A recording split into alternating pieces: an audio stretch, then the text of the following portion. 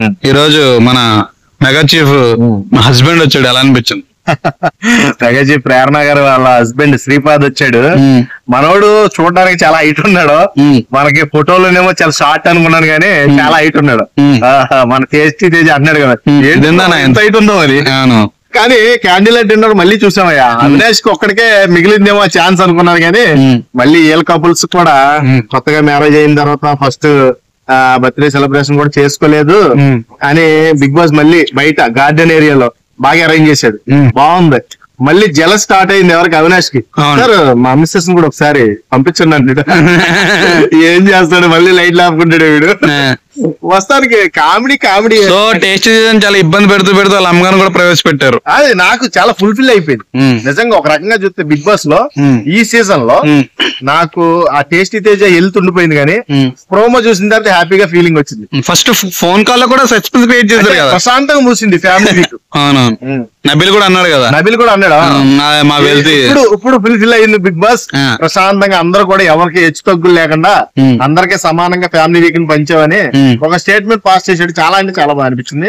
Overall గా big boss లో family week లో వల్ల నష్టపోయాడు అనుకునే టేస్టీ తేజ కూడా అవకాశం ఇచ్చాడు బిగ్ బాస్.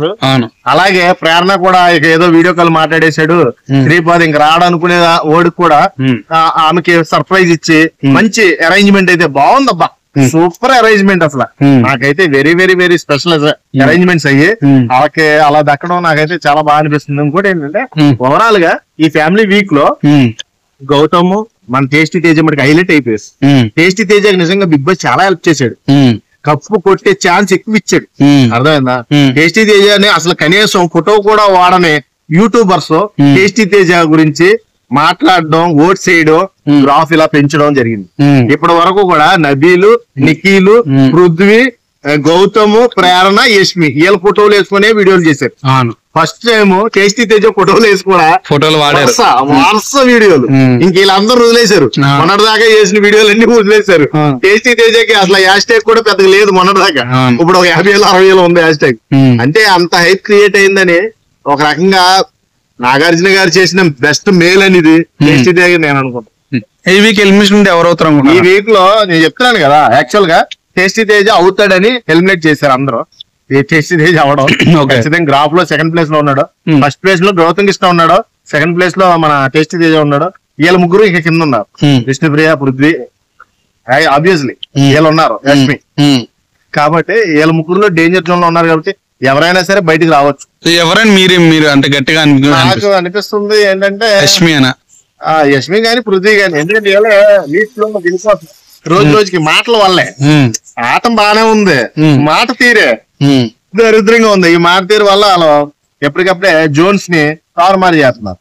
అంటే ఓటర్స్ కూడా కన్ఫ్యూజ్ చేస్తున్నారు. ఇప్పుడు ఓటర్స్ ఓటింగ్ లిస్ట్ లోకి వెళ్తారు భయ్య, గ్రాఫ్ చూస్తారు. అరే ఎవరికి వేద్దాం, మనకి ఎవరి ఫేస్ నచ్చింది మన మైండ్ లో ఉంటది. పాజిటివ్ యాటిట్యూడ్ నోడు టచ్ కొని కొడతాం, నెగిటివ్ యాటిట్యూడ్ నోడు కొట్టలేము. వాడికి రోజు కొట్టినా, అన్ని వారాలు కొట్టినా ఈ టైంలో కొట్టపోతే ఈ వారం ఎవరో వేస్తారులే కానీ అడిగి మనం వీడికి వేద్దాం ఈసారి అన్నట్టు ఫీలింగ్ వచ్చేది. అది మట్టికి జనాల్లో రాకుండా ఉండాలంటే నిఖిల్ చూసి నేర్చుకోండి. నిఖిల్ తప్పు చేస్తాడు.